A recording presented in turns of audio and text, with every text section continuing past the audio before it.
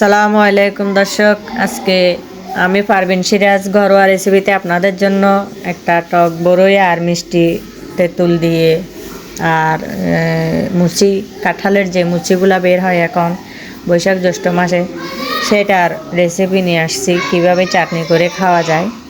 দেখুন, এখানে আমি তেঁতুল, মুচি, কাঁঠালের মুচি, বড়ই, টক বড়ই, ধনেপাতা, শুকনো মরিচ, চিনি, লবণ এগুলো নিয়েছি। বড়িটা ছেঁচে নিচ্ছি। মিষ্টি বড়িটা ধুয়ে ভালো করে ছেঁচে নিচ্ছি, ছেঁচা হয়ে গেছে। এখন মুচিগুলা, কাঁঠালের মুচি যেটা, সেটা ছালাতের মেশিন দিয়ে আমি কুচি করে নিচ্ছি। এটা ছেঁচতে হয় না, এরকম দিলে ভালো থাকে এবং সুন্দর হয় দেখতে, খেতেও স্বাদ। কাঁঠালের মুচি ছেঁচা গুঁড়ি করা এবং বড়ইগুলা ছেঁচা হয়ে গেছে। এখন আমি ধনেপাতা কুচি করে নিব। তারপর দেখুন, এটা কেটে নিচ্ছি। কাটার পর অন্য ইয়াগুলা করব, এগুলা মরিচ ভেজে নিব তেলে। শুকনা মরিচগুলা আমি দিচ্ছি, শুকনা মরিচ ভালো হওয়ার জন্য, খেতে টেস্টটা ভালো হবে এবং খুশবু হবে। গুঁড়ি মরিচ দিয়ে করলে এত ভালো লাগবে না, তাই শুকনা মরিচ দিলাম। এগুলো আমি এখন পুর করে নিব।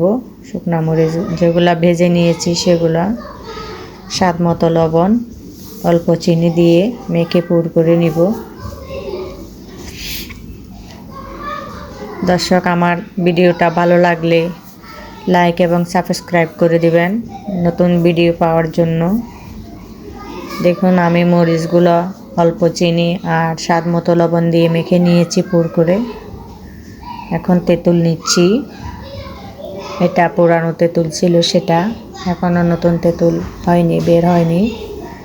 তেঁতুলটা যেহেতু শুকনা, সেজন্য আমি এতে একটু করে পানি দিয়ে মেখে নরম করে নিব। তেঁতুলটা মেখে নরম করে নিয়েছি, দেখুন। এখন এতে আমি বড়ই ছেঁচে রেখেছি সেটা দিয়ে দিচ্ছি। চিনি, যেহেতু আমি এটাতে তেঁতুল ব্যবহার করেছি, এতে চিনি একটু বেশি লাগবে, আবার চিনি দিলাম একটু স্বাদ মতো। আপনারাই ওরকম স্বাদ মতো দিতে পারেন। এতে আমি আবার মুচি যেটা কুচি করে রেখেছিলাম ছালাতের মেশিন দিয়ে, সেটা দিয়ে মেখে নিচ্ছি। এরকম ভালো করে মিশিয়ে মেখে নিলে রেডি আপনার টক বড়ই এবং কাঁঠাল গাছের মুচি, তেঁতুল।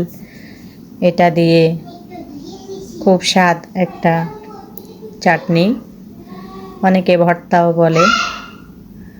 দেখুন, অনেক সুন্দর হয়েছে, খেতে অনেক টেস্ট হবে ইনশাল্লাহ। আপনারাও বাসায় এটা ট্রাই করবেন। এখানে এটা ছোট বড় সবাই খেতে পারে, সবার ভালো লাগবে।